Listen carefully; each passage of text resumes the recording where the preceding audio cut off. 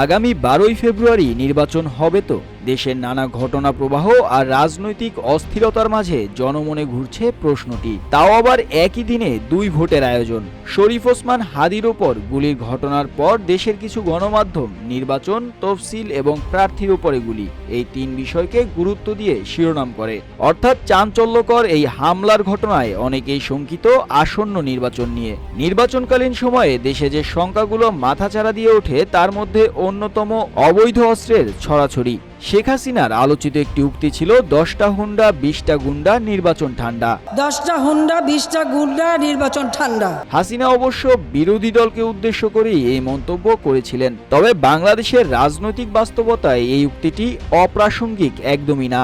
ফেব্রুয়ারিতে নির্বাচন আয়োজন কতটা সহজ হবে, নির্বাচন কমিশনের প্রস্তুতি বা কেমন, চলুন একটু জেনে নেওয়া যাক। নভেম্বরের শেষ সপ্তাহ থেকে নির্বাচন কমিশনের একাধিক ঊর্ধ্বতন কর্মকর্তা জানিয়ে আসছিলেন নির্বাচন প্রস্তুতির সবকিছুই সম্পন্ন।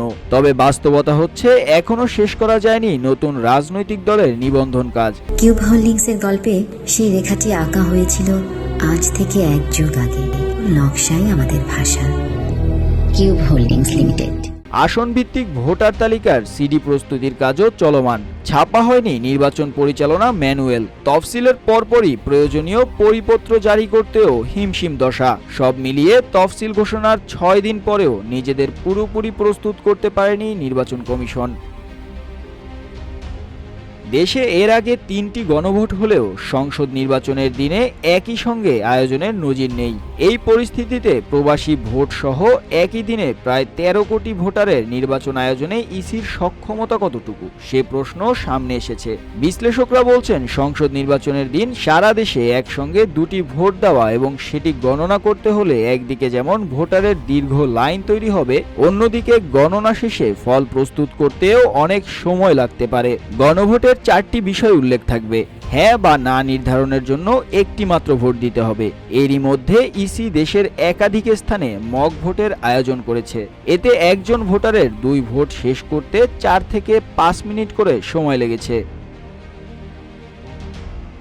নতুন রাজনৈতিক দলের নিবন্ধনের আবেদন চূড়ান্তভাবে নামঞ্জুর করার পরও 7টি দলের আবেদন পুনর্বিবেচনার সিদ্ধান্ত নেওয়ার কারণে ইসির আইন এবং বিধিমালার প্রয়োগ নিয়ে প্রশ্ন উঠেছে।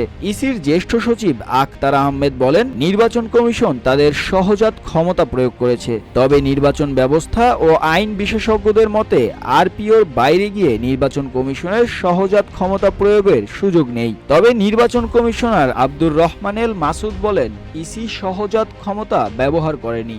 সচিবের বক্তব্যের বিষয়ে তার দৃষ্টি আকর্ষণ করা হলে তিনি বলেন, নিবন্ধন নিয়ে অনেক আগেই এক রায়ে আদালত ইসিকে সহানুভূতির সঙ্গে বিবেচনার জন্য বলেছে, কারণ সংবিধানের 38 অনুচ্ছেদে সংগঠন করার অধিকারের বিষয়টি বিস্তৃত রয়েছে। সংসদ নির্বাচনের সঙ্গে গণভোটের জন্য ইসির 20% খরচ বাড়ানোর কথা বলা হলেও এখনো প্রস্তাব পায়নি অর্থ বিভাগ। এ বিষয়ে সোমবার সচিবালয়ে সাংবাদিকদের এক প্রশ্নের জবাবে অর্থ উপদেষ্টা ডক্টর সালেউদ্দিন আহমেদ বলেন, এটা তো ইসির ব্যাপার, প্রস্তাব পাঠাতে ইসিকে বেঁধে ধরে বলা হবে না। এখন পর্যন্ত কোনো চাহিদাপত্র আসেনি, যখন আসবে তখন বুঝতে পারবো এবং তাড়াতাড়ি প্রক্রিয়া করব।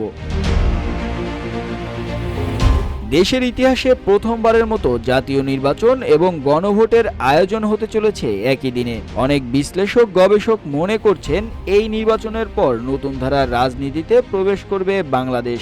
তবে সে আশার বাস্তবায়নে হতে হবে সুষ্ঠু এবং গ্রহণযোগ্য একটি নির্বাচন।